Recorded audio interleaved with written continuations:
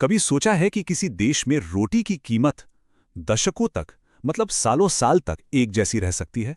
चलिए, आज हम कुवैत के उसी अनोखे रोटी कानून की कहानी जानते हैं, जो इकोनॉमिक्स से ज्यादा ना इंसानियत के बारे में है। तो सवाल सीधा है, क्या ऐसा हो सकता है कि एक रोटी की कीमत सिर्फ 2 रुपए हो? सुनने में शायद यकीन ना हो, लेकिन जवाब है जी हाँ, बिल्कुल हो सकता है। ये है वो जादुई नंबर। कुवैत में एक रोटी की कीमत है सिर्फ 10 फिल्स, जो इंडियन करेंसी में हुए लगभग 2 रुपए। और सबसे हैरान करने वाली बात जानते हैं क्या है? ये कीमत 1984 से आज तक 1 पैसा भी नहीं बढ़ी है।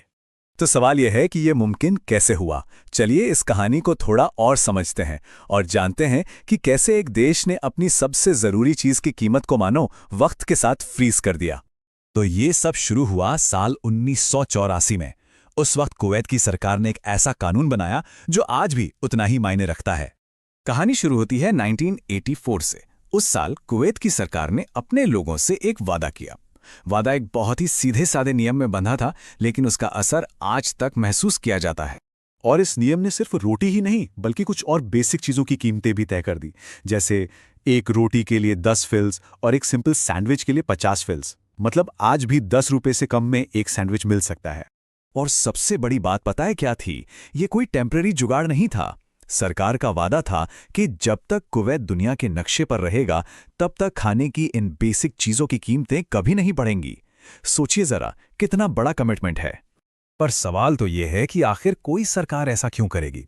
इसका जवाब ना इकोनॉमिक्स में नहीं, बल्कि एक बहुत गहरी सोच में छुपा है। कुवैत का मानना था, और आज भी है, कि खाना कोई लग्जरी आइटम नहीं है, बल्कि ये हर इंसान का एक बेसिक ह्यूमन राइट है, एक बुनियादी हक।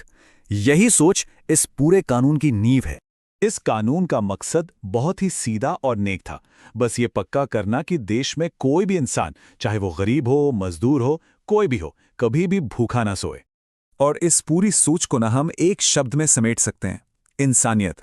ये कानून सिर्फ एक रूल नहीं है, बल्कि इसी इंसानियत की एक मिसाल है जो हर किसी के सम्मान और ज़रूरतों का ख्याल रखती है। तो आज की दुनिया में जहां महंगाई इतनी बड़ी मुसीबत है, वहां कुवैत का ये 40 साल पुराना कानून हमें क्या सिखाता है। चलिए देखते हैं कि ये मॉडर्न इकोनॉमी के सामने कैसे खड़ा है। ये तस्वीर देखिए, आज की हकीकत बिल्कुल साफ है। एक तरफ कुवैत, जहां रोटी जैसी चीजों की कीमतें दशकों से अपनी जगह पर टिकी हैं, और दूसरी तरफ बाकी दुनिया, जो लगातार बढ़ती महंगाई से परेशान है। ये फर्क सच में सोचने पर मजबूर करता है। तो बस ये याद रखने वाली बात है, 1984 में बना एक नियम आज लगभग 40 साल बाद भी कुवैत में पूरी तरह से लागू है। आज की महंगाई वाली दुनिया में ये बात किसी अजूबे से कम नहीं लगती।